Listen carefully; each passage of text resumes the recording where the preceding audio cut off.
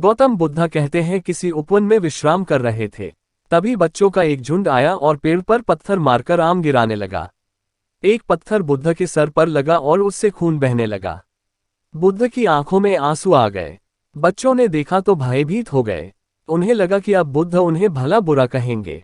बच्चों ने उनके चरण पकड़ लिए और उनसे क्षमा याचना करने लगे। उनमें से एक बच्चे ने कहा, हमसे बड़ी भूल हो गई है।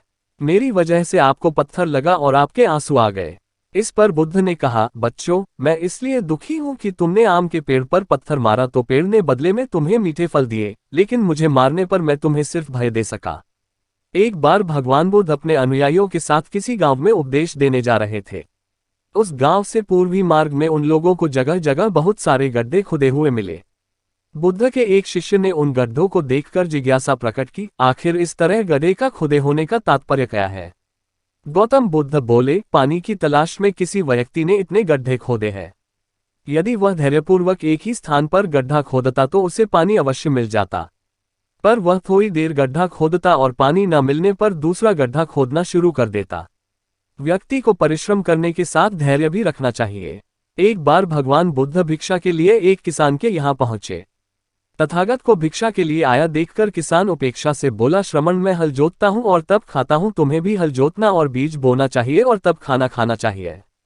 बुद्ध ने कहा, महाराज मैं भी खेती ही करता हूँ। इस पर किसान को जिज्ञासा हुई, बोले, गौतम मैं न तुम्हारा हल देखता हूँ, न बैल और न ही खेती के स्थल। तब आप कैसे कहते हैं कि आप भी खेती ही करते हैं? आप कृपया अपनी खेती के संबंध में समझाएं। गौतम बुद्ध ने कहा, महाराज मेरे पास श्रद्धा का बीज तपस्या रूपी वर्षा, प्रजा रूपी जोत और हल है, पापभीरुता का दंड है, विचार रूपी रस्सी है, स्मृति और जागरूकता रूपी हल्की फाल और पेनी है। मैं वचन और कर्म में संयत रहता हूँ। मैं अपनी इस खेती को बेकार घास से मुक्त रखता हूँ और आनंद की फसल काट लेने तक प्रयत्नशील रहने वाला हूँ। अप्रमाद मेरा बैल ही जो बाधाएं देखकर भी पीछे मुंह नहीं मोड़ता है, वह मुझे सीधा शांति धाम तक ले जाता है। इस प्रकार मैं अमृत की खेती करता हूँ।